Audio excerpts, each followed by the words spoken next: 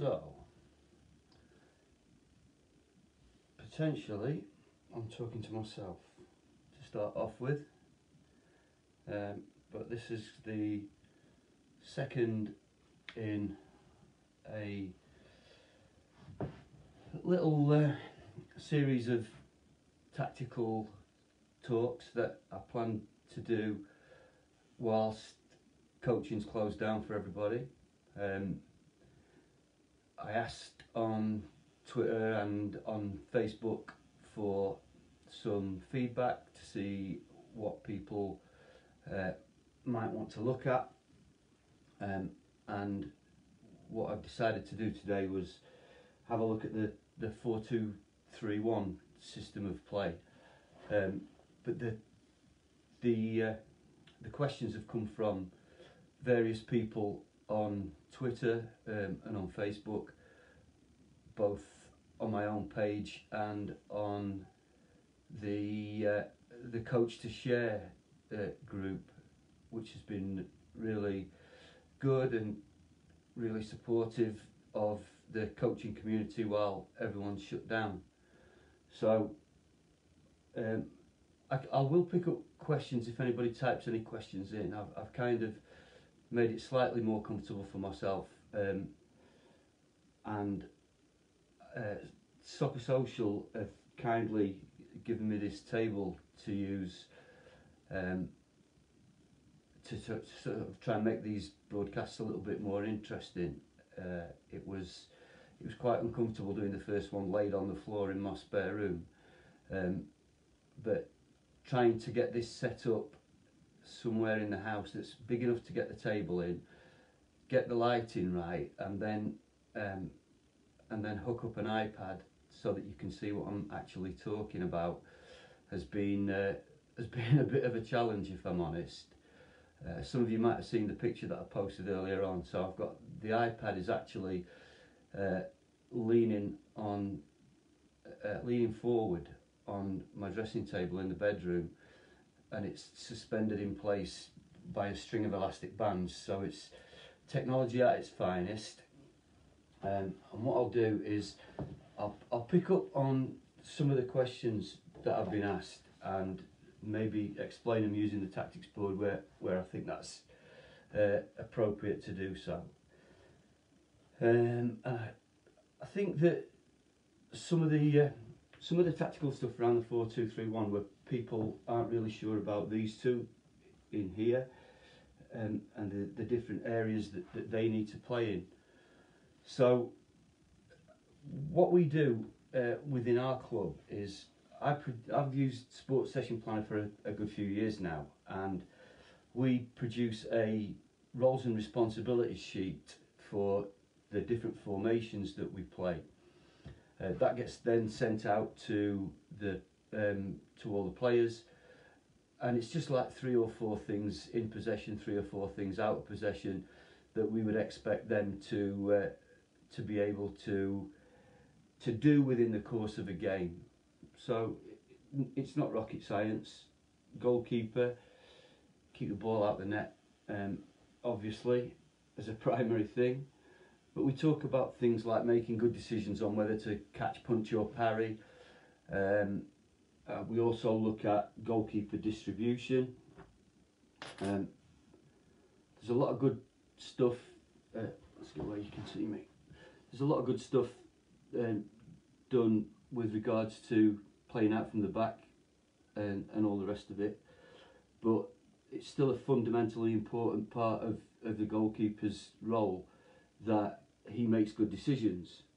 So for example, if you can get if your number 9's quick and they've got 4, probably going to be 2 in there and 2 out there, if you can get your number 9 and he's quicker than their 2 centre backs, people shouldn't frown upon the goalkeeper's decision to play from there to there if he can do it accurately and consistently well. But obviously you want your goalkeeper to be able to distribute with good kicks, throws, rolls out. He's got to be decent with his feet these days. think the stats are fairly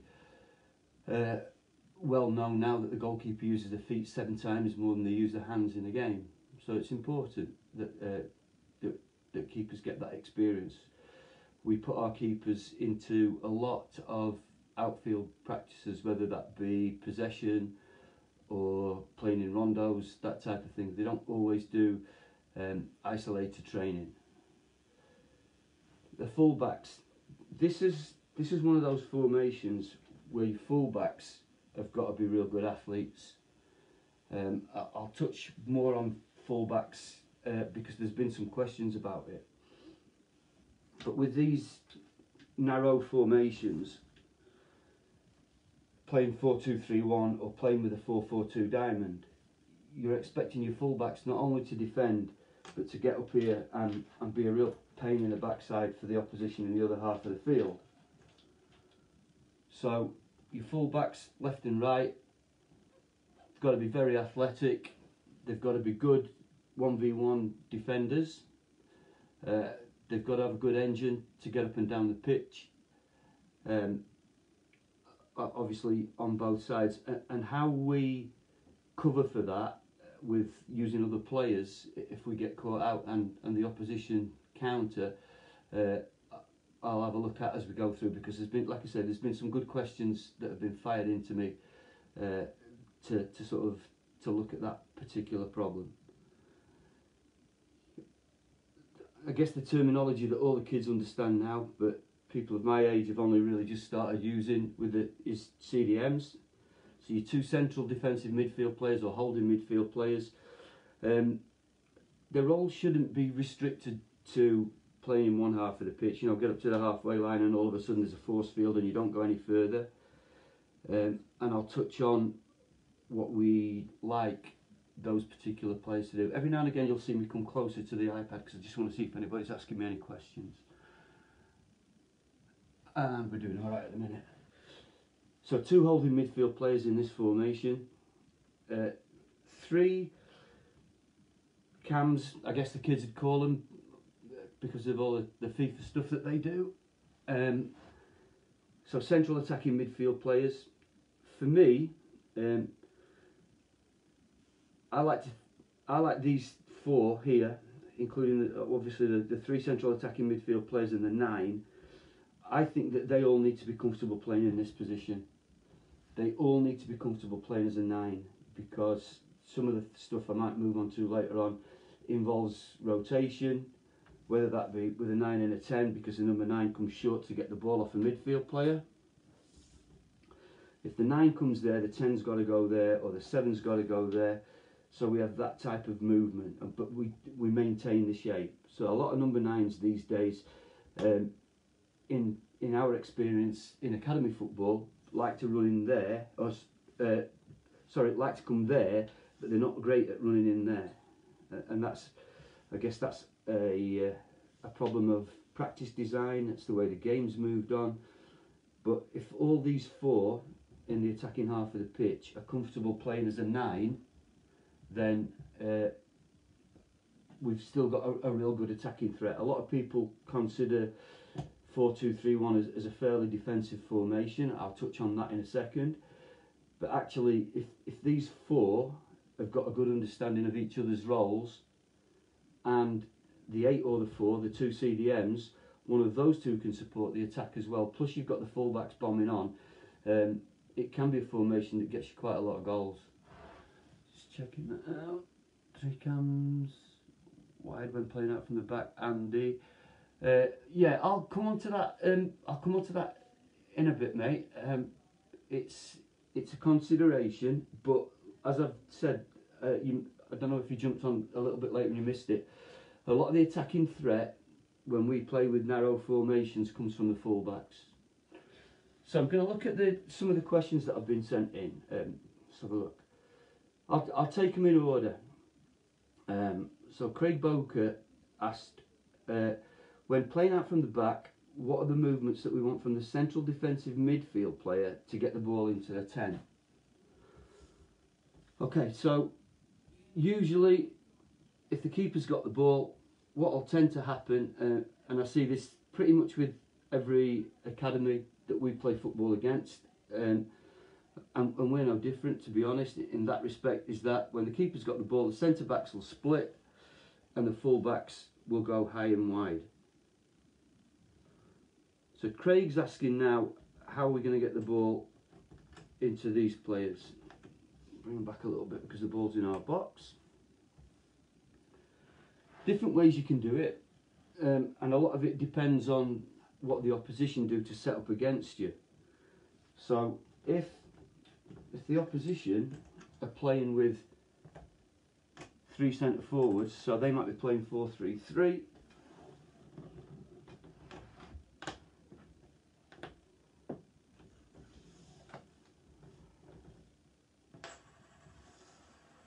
One of your potential problems there is that they'll set traps for if you play to your centre back.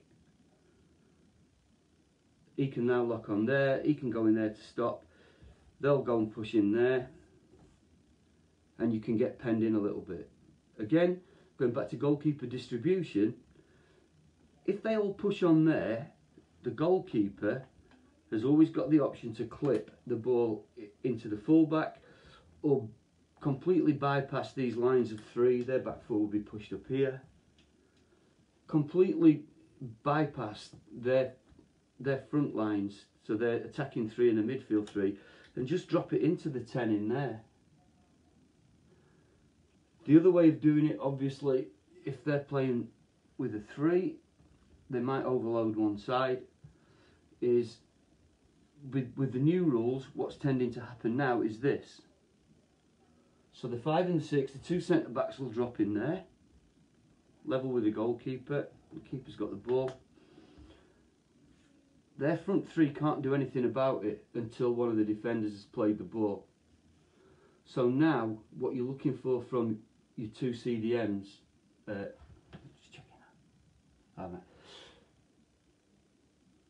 the CDMs, the 2 central defensive midfield players, have got to look to play in these pockets here. So if the keeper's played out here to the 6, is one of my centre backs, his movement should be from that central midfield position in towards the ball, but not in a straight line. Hopefully you can see the lines on the pitch, which will make this easier to illustrate. What a personal thing of mine is, I don't like midfield players, I don't like any players coming towards the ball that they're going to receive to turn and come out this way in a straight line. So if the ball's on that dark line there, I don't want the 8 coming down that line. I want him to come there, so he's off at an angle, or I want him to come there, so he's off at an angle. Bearing in mind I can only move one player at a time. If the 8 drops in here, then the 3's got to make a complementary movement as well. There's no point staying high, which was his start position, but if he drops into that position there, and the ball gets played out to the 8, if he's good enough, and he's seen this, and they know the patterns for getting out, he can just play it first time into the 3, and then he can take it down the side. Okay? Obviously then everybody else moves up the pitch with the ball. If, as Craig asked, the idea is to try and get the ball into the 10, if that's where you particularly want it to go, then when the 6 and the 5 go in there and the fullbacks have pushed high, actually these 2 could come out here. Now these lot have got a decision to make, do I go or stay? And again, the 10 can drop short and we can play the ball through there. So you're just looking for passes that break lines in terms of getting out from the back. Okay? Hopefully that takes care of Craig's question. I don't know if he's there or can signal to me that he does. I know that some people can't make it now and they're going to try and pick it up later on. But if there is any feedback afterwards, as long as it's not abuse, which I'm used to dealing with because of the people that I work with, then I will answer your questions on Facebook or Twitter, wherever you're picking this up from. The next one was, this is Gareth Lee, and I think I've seen Gareth on.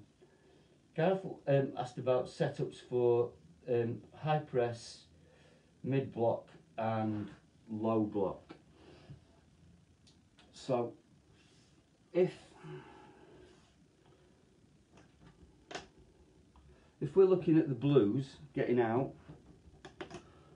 and we want to play with a high press,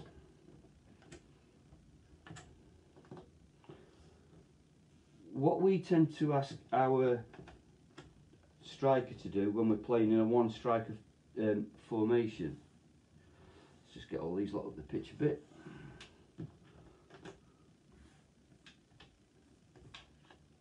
Is once we've made play predictable, so they might play out here. In terms of how you set traps, that will be, your club will have a philosophy, or you as a coach will have a philosophy on how you set traps to stop the other team from playing out the back. You might be happy for them to play out the back, in which case you can just sit off, let them have the ball here, and then really go and press aggressively, which is what some of the better teams in the Premier League particularly will do these days. Also, you know, I don't watch a massive amount of live football, but when I go and watch our first team, for example, a lot of teams seem to be happy these days with letting teams have the ball in here. What they do next depends on the level of ability of the players that you've got, because sometimes what the opposition will do, they'll just turn out and launch it there. Well, if you're going to do that, he could have done that, and you could have stopped faffing about in your 18-yard box. So if all you're going to do is play to a centre-back inside the box who's then going to clear the ball long, it's a bit of a waste of time in my opinion, but that's just me. Like I say, there's no right or wrong. But in terms of setting up in a high press, we'd ask the 9 to be high to start off with. Opposition fullbacks, 3 in midfield, 3 strikers, depending on how they want to play. Once the ball's gone here, and let's say this player is now looking to play to this blue here, I'm hoping everybody can see what I'm doing. Then what I want the 9 to do is to get in between the centre backs. We want to keep the ball on one side of the field, so if they come out of the left hand side of their box, we want to keep it on one side of the field. So where our players mark becomes really important. So we're trying to funnel this ball here now in this area here and make it predictable for us to win. One of these 2 centre mids can come across, so we've got that sort of a shape. Hopefully everybody can see that. It's really hard work for this. In my under-16s team this year, we've had a couple of number 9s, but one in particular who works his backside off to stop the opposition from switching the ball, and we get a lot of success just from his work rate. He doesn't always get on the ball, but what he does do is he forces the 10 to make risky passes in there where we can pick them off. So for the high press, that's what we do. We just drop off a little bit, encourage them to play out from the back, and then look to make them play risky passes and pick it up. Excuse my ugly mug. Inverted fullbacks in this system. I'll come on to that potentially. How would the defensive unit look in the high press? Gareth, just ask that. Just put me a bit more detail. Are you talking about if we're defending against a high press, or if playing out from the back for us, or playing out from the back for them? So, in terms of a mid block, I think that again club philosophy plays a big part in this. If you're gonna, if your club philosophy is that you're going to play with a dynamic, high pressing system, you won't often need to worry too much about a mid block unless they break the first press. Once they break the first press, so the 9's been unsuccessful and they've managed to get the ball out here, what you do next can vary. So someone's got to pressure the ball, which means that one of your 3 central attacking midfield players is going to come and shut the ball down. It means that if we can still keep the ball to one side of the pitch, so here's the difference now that that some people will do differently. If we're going to try and force this ball out here, this is their full-back who's pushed on from the goal kick. This is what their left-sided striker. What I would want to do, one of the central midfield players has come across, so one of the CDMs is already here, the other one comes in there. Now what we'd be looking for is the two centre-backs to come over and the far full-back to come in there. This player here, from where the ball is there, is the least dangerous player on the pitch, so I don't need to mark him.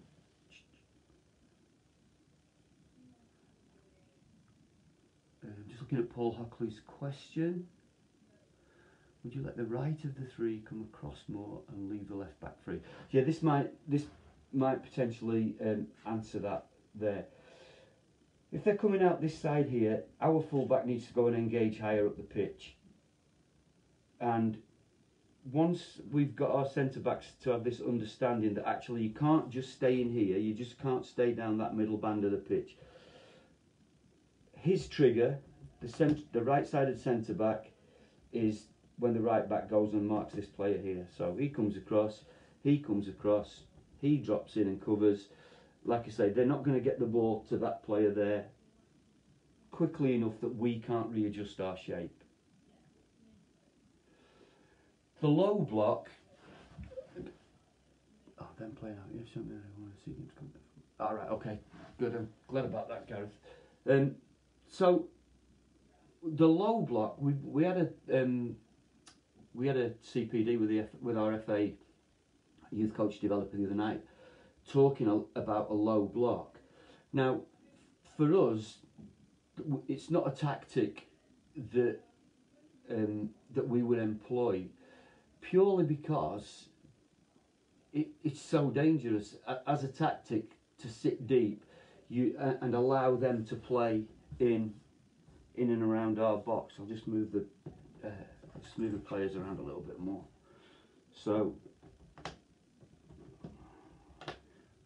we saw some great footage the other night, and unfortunately I don't have it, but you might be able to find it on YouTube.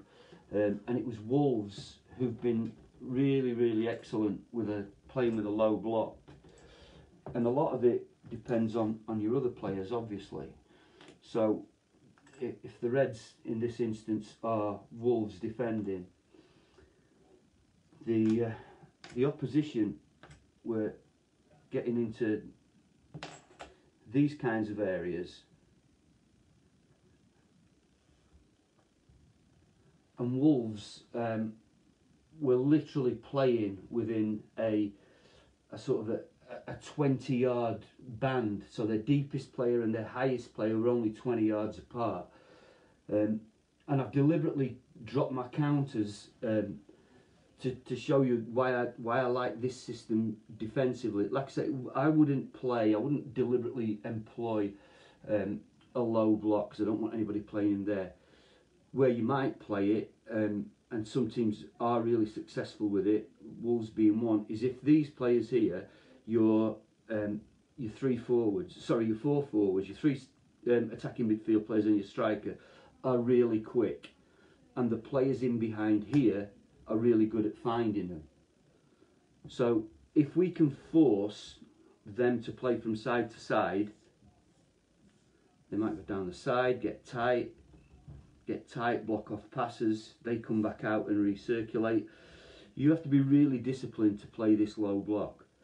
But if we can then force the turnover and these guys absolutely bomb, then it's a great tactic. And like I say, I know that because of the stuff we were looking at the other night, it's something that Wolves have been really good at this season. I think they're the most effective team in the country in terms of playing with a low block. And a lot of the time, there's literally 20-25 yards between their deepest player and their highest player. Look. Okay. Right. So this is a guy on the Canadian Soccer Coaches Network coaching group on Facebook, and this is going to take a little bit more setting up. So Philip Tellez asks, in the build-up phase, where do you want the fullbacks and the CDMs to be? So let's move everybody up the pitch and assume the build-up phase being for us in the middle third. I'll put number 9 where he's meant to be.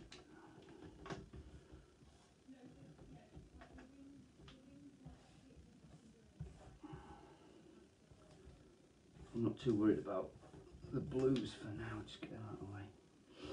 So, if we assume then that the build-up phase for us is going to be in this middle third of the pitch, let's get these a bit higher. I've already mentioned it, that we're going to play with our full-backs high. Philip's asked me to this question. I don't listen. Some of you are much more modern thinking, newer, fresher football coaches than me. But if you call this the half space, we're not going to have many conversations. It's for me, central channel, wide channels, inside left and right channels, the way that it's always been. But I know what he's saying. The 3 central attacking midfield players I want to play inside the pitch. Okay, I want to leave the outside channels for the fullbacks. There's different ways that people will deploy this situation, so I'll look at both of them, and we'll go from there. So if I can get the fullback high with the ball, I want these 3 to be fairly narrow so that they can play combinations. If we can get the 9 in behind the last line of defence, then great, he's straight through on goal. But if not, so one of them will come out and engage the ball. They might have that kind of situation there, defending with the back 4. If I can get the ball into the striker, then I want these 3 players that are in behind to be able to play combinations off him. So it might go into the 9, set, into the 10 to dribble in between. It might go from the 2 into the 9, into the 10. And the opposite side fullback can also join in the attacks. I mentioned it earlier on. If he comes late and at pace, the 10 can get him played in down the side there. And then we can look to get crosses or whatever else. If we get into an area, and I know that there's various stats that talk about finishing from crosses being one of the least effective ways of scoring. It's really a not very effective way of scoring if you don't put quality balls into the box and you don't have players in the box who are brave enough to go and try and score from those crosses.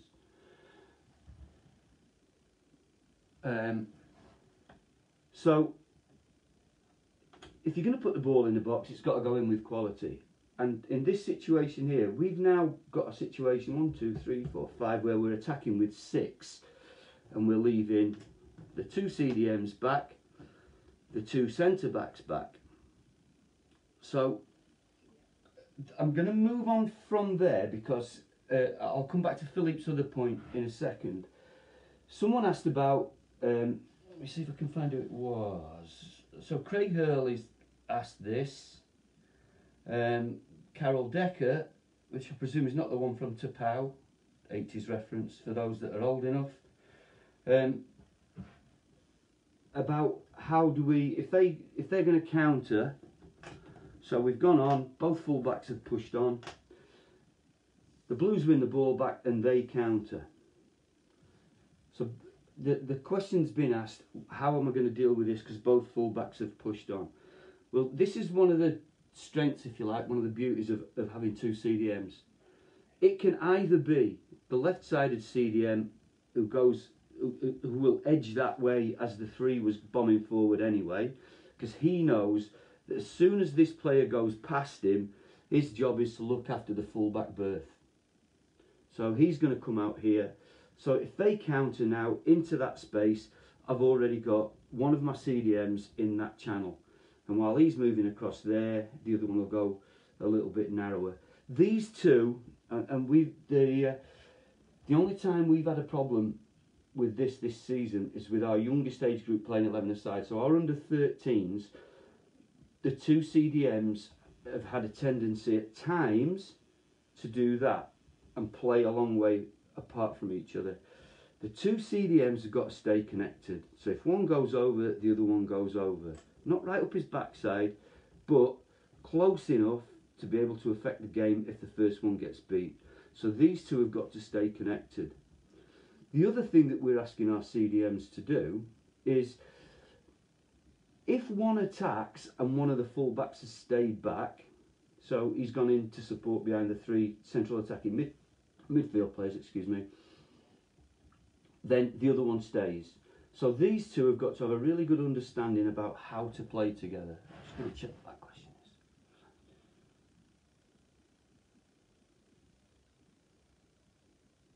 Two CDMs to push further forward in attack and the opposite full-back tighter in the middle.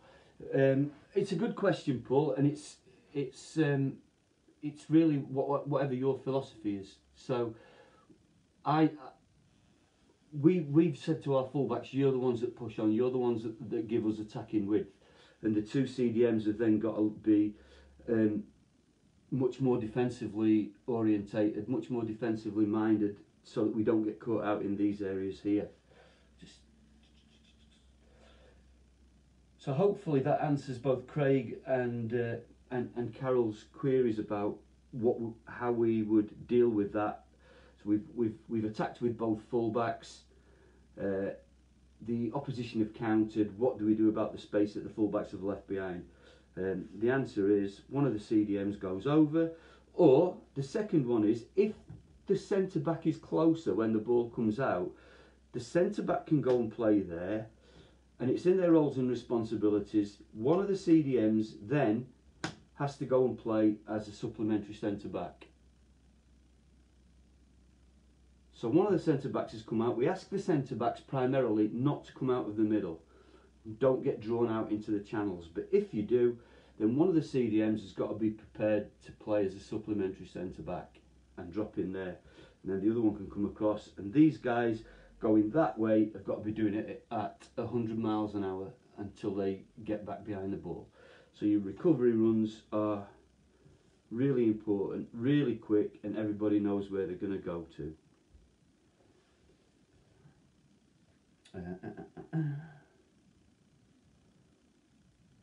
So going back to Philip's other question, reaction, attacking to defending transitions, how do you fill the half spaces to support it?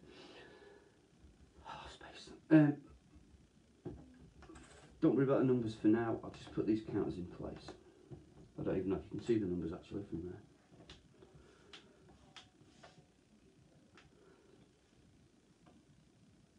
This formation is, for me, is about defensively blocking lanes. So we try not to play, and again, looking at using the markings on the board, it should help paint a nice little picture for you. So I don't want to have players that are vertically in the same line. So in terms of blocking off those spaces, if we can get that kind of formation or that kind of organisation, this one I'm not really bothered about, because generally the ball is bypassed the striker by then. What I do like the striker to do is to try and someone asked me to define this when I mentioned it before, winning the ball from the wrong side. So if they're coming out here, this is what I class as winning the ball from the wrong side, the striker coming back and just nicking the ball in that type of position. But in this, with this shape, whether these two, if these two are narrower, those two might be slightly wider. There's nobody on the same line as anybody else vertically. So the opposition, particularly if they're coming out and you've already got a striker in there, have got 1, 2, 3, 4 lines of defenders to bypass, rather than if you play 4-3-3, for example, where they've only got 3 lines to bypass. Is that the same question? So that's what I would be looking at. Hopefully that's Philip Telez's questions. Paul, pros and cons. So Paul, I know Paul's on because he's just asked me a question on there. Paul asked about pros and cons. What types of players suit this formation? I think that it's a difficult one really, because most of us don't get to pick the type of players that we've got. We're not a first team, for example, where you can buy and sorry, I'm just going to drink. Where you can buy and sell players that suit a particular formation. You've got a group of players that you've got to work with. So I think that as long as they've got a good understanding of the roles and responsibilities in each of the positions, it doesn't really matter. I think where it does matter, mainly for me, is that, again, going back to these two players here, the fullbacks, the modern day fullback has got to be so athletic in getting up and down the pitch. So it's not a system that will work if your fullbacks aren't particularly athletic. You might be able to get around it if you deploy your central attacking midfield players as wingers, for example. They might go up there, and then when you're attacking, you could play with your fullbacks inside a little bit. Still leaves your two centre backs central. It still leaves your two CDMs in place. So you've still got the same numbers in terms of defending. What I think is important in terms of players for roles is that they understand not only their role, but they've got to understand the role of the person next to them. So I mentioned it right at the start. These four here have all got to know how to play that position, that position, that position, and that position. So they need to have that understanding about what do I do when, what if the ball goes there, and so if the ball's there and the wide central attacking midfield player there goes to close it down, how does the central attacking midfield player play? Where does he go? Where does the opposite side central attacking midfield player go? What's the responsibility then of the number 9?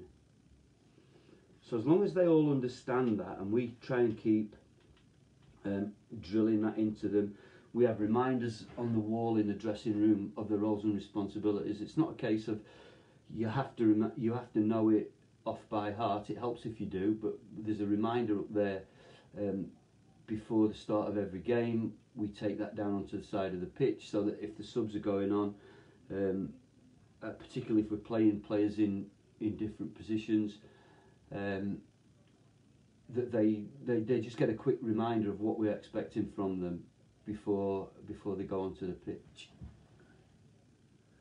Which one am I? Nodder. You'll be this one over here, look. The one on the sideline next to me.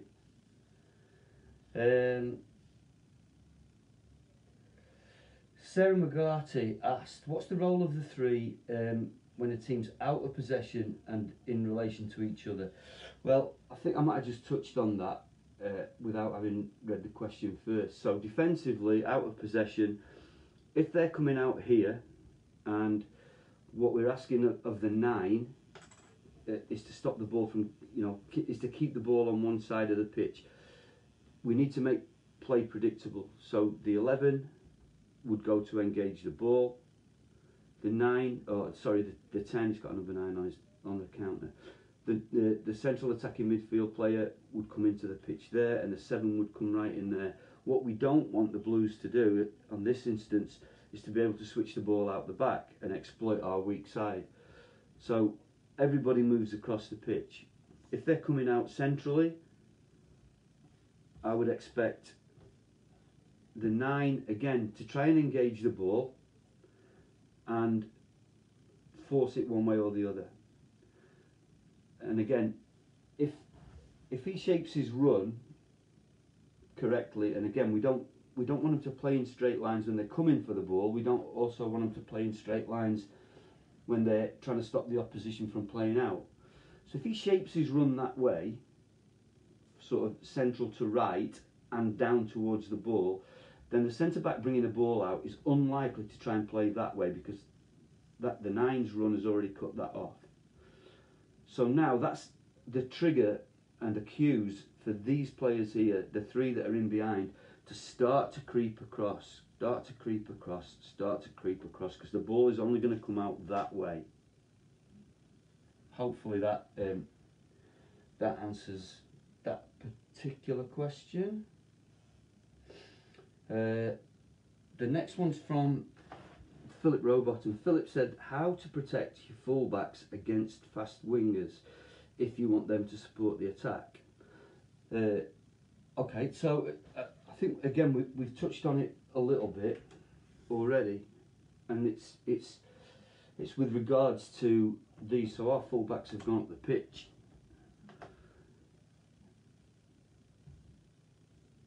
If they're going to play long and fast into these areas against quick players, then when the CDM or the centre-back goes out to engage the ball, I've already said that the wide players have got to recover at 100 miles an hour. Their recovery runs have got to be at absolute maximum speed until they get in behind the ball there, and then they can double up, depending on how far the opposition have gone up the pitch, obviously. But the role of the CDM against a breaking winger when the fullbacks are already pushed on is just to delay the game for as long as possible, to avoid diving in and getting beat, because you're then in these sort of situations here where the opposition have only got now one line of your defence to try and get through. So can the CDMs get across, hold up play, and then that will dictate, depending on where that ball is. So if he's right out on the touchline there, that should dictate where these players run to on the recovery then. So nearest man recover towards the ball and try and double up. The others have got to just try and get back this way as quickly as they can, so that they can affect the ball once it's gone into our half of the pitch. And again, it might be that it's a centre-back that comes across, although I prefer the centre-backs not to get drawn out the middle. I would rather it was the central defensive midfield players who went across to do that. Just trying to see if there's any more questions on there. Right, so I think that's covered everything in terms of the questions that I was asked. Playing out from the back, movements of so we've looked at centre, the movements of the CDM to try and get the ball into the 10. Let me just put everything back where the original shape was, and I'll just kind of recap if there was anybody that wasn't there. So we talked about the movements of if we're playing out from the back from the goalkeeper, generally these days because of the new rules, your two centre backs are in there, your full backs are pushed nice and high. We spoke about the CDMs not going down in straight lines towards the ball, but coming off at an angle, and obviously one player's movement has to trigger another player's movement. Okay, so we're still looking to have as many separate lines of attack as possible, vertical lines of attack up the pitch. We're not playing with the right back there, the right sided attacking midfield player there, that's a CDM, that's another attacking midfield player. These players are all in each other's way if they do that. So we want complementary movements into little spaces. And players have got to be constantly moving, they can't stand still.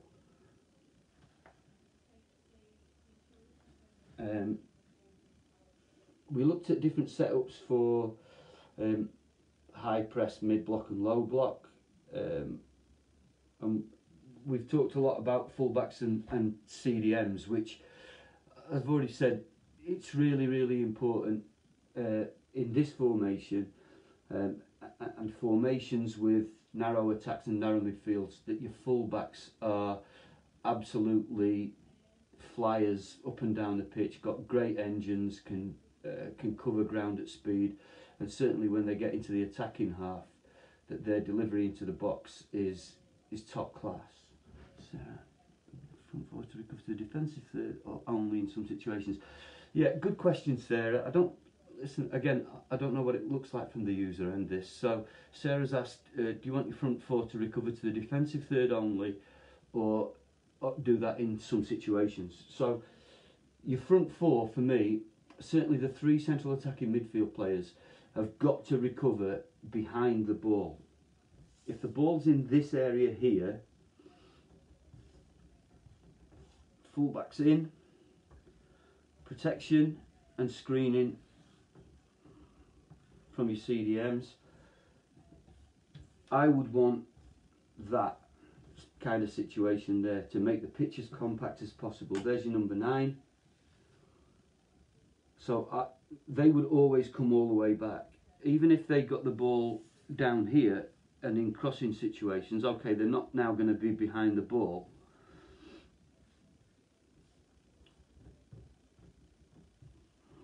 Can't get them too close because the fullback's got to be in line with the post. Marking, marking. There's my 3 central attacking midfield players when the ball's in that area right up there. The 9 would then be a little bit deeper on this side of the pitch. Young number 9s have got to get out of the habit standing there when they're defending. When that ball comes in from there, if we get any decent contact on it with our back 4, the header will come out in this direction. So the ball will go in, the header will come out in that direction. He's got to be somewhere around there so he can pick it up. Standing here with their 2 centre backs having a chat isn't going to help you get the ball out. Do you have ways to play out for younger players who aren't able to hit 40 yards to beat the first press? Yeah, Andy, so we did say, let me just move these guys out again. So because of the new rule change, your players have got to be comfortable on the ball. So I know that people know this, otherwise you wouldn't be listening. So the movements here, there's your fullbacks. Let's get these lot out of the way. There's your fullbacks, your 2 centre backs possibly inside the box getting the ball off your keeper. These 2 players here have got to be looking for little spaces. So again, use the lines on the board as an indicator. If you know that these players can't kick long with the younger ones, then there's no point sending your fullbacks all the way up here. So what I would do in terms of practice design to get them comfortable doing it is play rondos. Your opposition can't go 3v3 in there because one of your players is inside the box. So by being able to bounce it and move and bounce it and bounce it and get out, then your players will get more comfortable at doing it. I think one of the biggest skills with coaching our players, and particularly young players, is that they don't. If you don't know the value of a rondo, this is not an insult. This is not me having a go at anybody. If you don't know why you're doing a rondo, then don't do it. So one of the reasons that we would do a rondo in training is to practice those kinds of situations where we get numbers up. Can you create little triangles and diamonds with your players to be able to play out? And one of the things that I ask players to do is, let me just set something up here. So everybody would recognise that as a typical rondo. Piggy in the middle, call it what you want. It's a rondo. You've got to know why you're doing it. And Andy's question there is one of the reasons why I would possibly do this. But when they see this practice as 4v1, bang, bang, bang, as soon as this player gets a touch generally, he comes out the middle and that one goes in because he gave the ball away. Well, this player in that instant is your most important player. That player there has to know what he's done, what he could have done differently. I'm trying to use clever words now in terms of not being negative about it. So just because he gave the ball away, he doesn't automatically become the defender. He's got to know what his options were. You need to know what his thoughts were when he gave the ball away. So actually, the thing that I ask players to imagine is, if I lift up that 10 by 10 square that we were just playing in and drop it into the middle of the pitch, can you now see the picture of why we practice doing that? And I think that that's quite a powerful tool in terms of getting the players to think beyond the practice. They need to think much more about the game. When the opposition fullback beats your fullback in a wide area, does the central attacking midfield player or the central defensive midfield player double up to cover? Yeah, it's an interesting question, Sarah. What I would say is it's always the nearest player, regardless of who it is. I wouldn't say that it has to be one or the other. It just has to be the nearest defender. If the nearest, and bear in mind, when you haven't got the ball, you are all defenders. All of your team are defenders. So whether you're the centre forward or the left-sided attacking midfield player, if the opposition have got the ball and you're the nearest one, then you're the one that goes and presses. And that's what Liverpool have done so successfully this year. If you look at the way they press, it's always the player that gives the ball away. If he's the nearest man, goes and presses. So whether that's Firmino, Salah, Mane, they will really go and press the ball and hunt it down high up the pitch.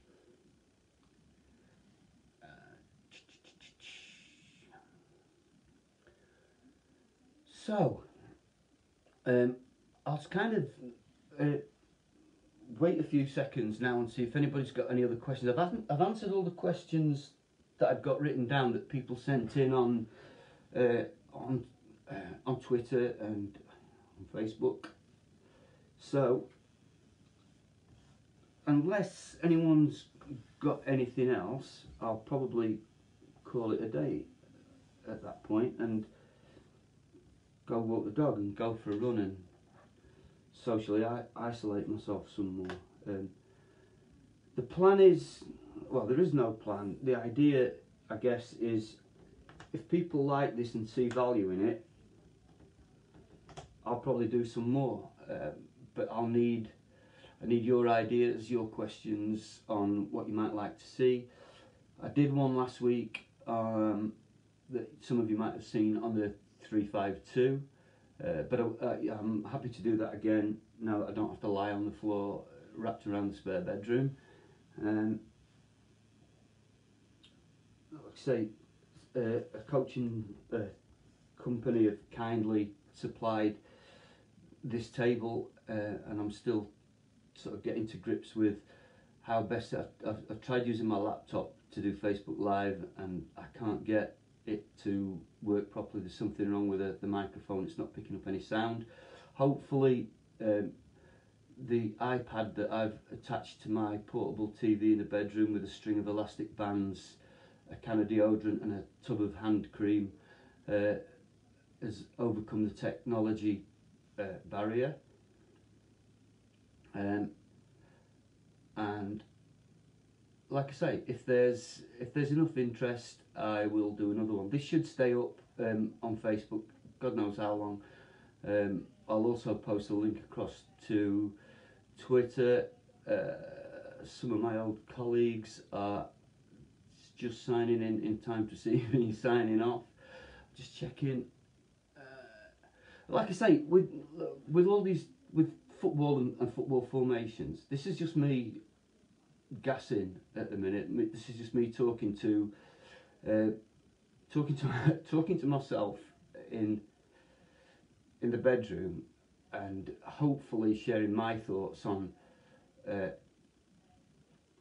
how this system works for me. It's a system that we've been playing now with our academy youth development phase teams for a good few weeks, and we've had some decent results with it. The kids are getting to grips with it. We probably use 2 or 3 different formations over the course of a season, because it's okay playing 4-3-3. Bear in mind, I'm working in a professional environment. If our first team manager's playing a 4-3-3, but if he leaves and the next one comes in and plays 3-5-2, our kids have got to be able to adapt to that. There's a little question there. Okay, so Tony Taylor, what are the golden rules in this formation, in and out of possession? I'm certainly, Tony, the sort of in possession stuff is really about keeping team shape but being fluid within that. So I've already talked about, I think the lines on this board make a really good point about players not being on the same line. So if this player's coming out with the ball there and this player's here, there's a good chance that he's blocking off something. So can he always be at an angle? So again, you'll know as well as I do, when this player's coming for the ball from that direction, I want him to be able to see at least 2 corners of the pitch or 2 corners of the half of the pitch, so that they're able to know when he receives the ball, can I get it and can I now go forward? That's important to me, that it's not just bounce, bounce, and he gets it there and he plays forward because he's the one who's looking forward. So I think that having that, the spacing and these different connections here. I spoke earlier on about our 2 CDMs earlier on in the season were becoming disconnected, making it very difficult either to build play when coming out the back or to defend when we were out of possession. If these 2 stay connected, whether that's up and down the pitch or side to side on the pitch, it certainly makes life a lot easier for everybody else. Out of possession, it's those different lines of defence. So when the opposition are coming out with the ball there, one pass doesn't take out 4 players. Okay, we've got one there, we've got another line of defence there. Again, players not defending on the same line, so we're looking to block holes all over the pitch. What age do right? So I've coached the under 16s at Doncaster Rovers this year, but my job title is lead youth development phase coach. So I supervise and overlook everyone from the under 13s up to the under 16s. That would be, I just have an overview. Obviously I'm responsible for putting the syllabus there and that kind of thing alongside the other coaches, but I work with the teams that play 11-a-side. So those of you that, if there's anybody out there watching that wants to know about foundation phase stuff, there's loads of good stuff getting put about at the minute on social media, but I'm not your man really for the foundation phase stuff in terms of tactics and everything else, because it's certainly in our foundation phase the kids aren't nailed down to positions other than the goalkeepers. Dave Smith.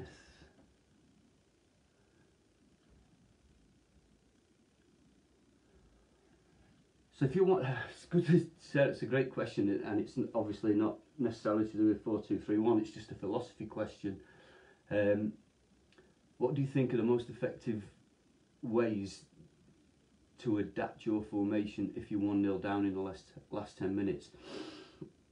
I guess that if your philosophy is that it's a game that you can't lose. So there's 2 different ways of looking at it. So I'll look at it from the grassroots perspective first of all, where it should be, please don't be offended by it, it should be all about development. If you've played really, really well and your players have done what you asked them to do and you're 1-0 down going into the last 10 minutes, as long as they continue to do what you've asked them to do, the score should be fairly irrelevant.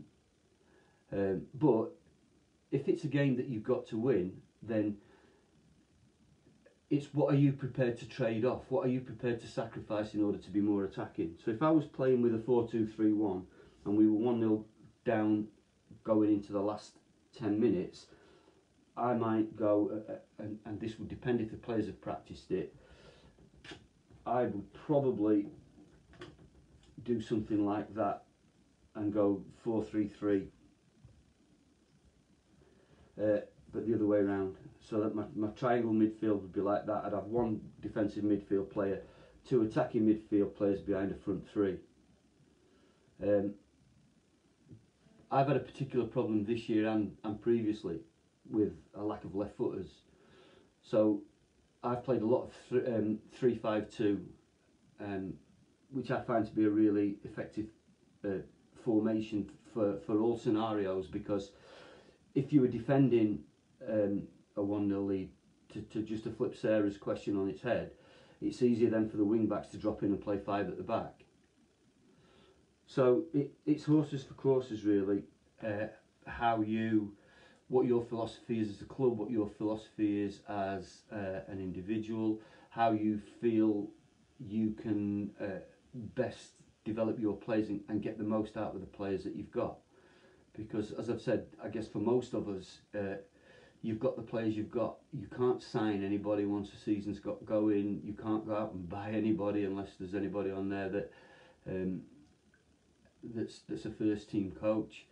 You've got to work with the players that you've got. So you've got to make sure that you're giving them a thorough understanding of what is expected of them in terms of roles and responsibilities, and what their understand. You've got to make sure that their understanding of your team style of play, your formation, your game model, whatever you want to call it, they've got to thoroughly understand that. And if they don't, that's what our job is as a coach. You're very rarely going to get the players that you want if you're short in a certain area. So every player that we've got needs developing, and I say that right up to first team level. Even the players in the first team have to be prepared to expand their knowledge. Not everybody knows everything. Some people are much better than others, but there's always something that you can learn. I'm just trying to see the rest of Dave's question. Bear with my ugly mug moving closer. Can't see it on there. Let me see if I can get it on my phone. I'm going to finish in a couple of minutes. I'm just going to try and see if I can see Dave's question.